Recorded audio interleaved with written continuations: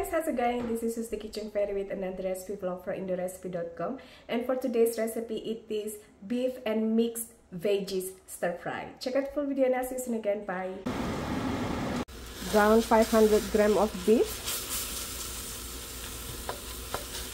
sliced garlic and half of a small onion, and then add into our beef and stir fry for 2 minutes.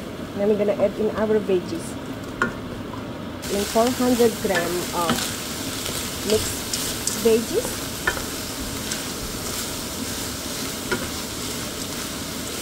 then we're gonna season this with chicken bouillon powder and a little MSG. Another simple stir fry that is good to serve with your warm rice.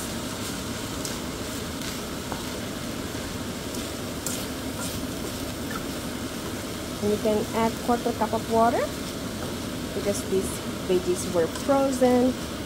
Will be good to add a 1/4 cup of water just to help soften the veggies. And cover. Steam.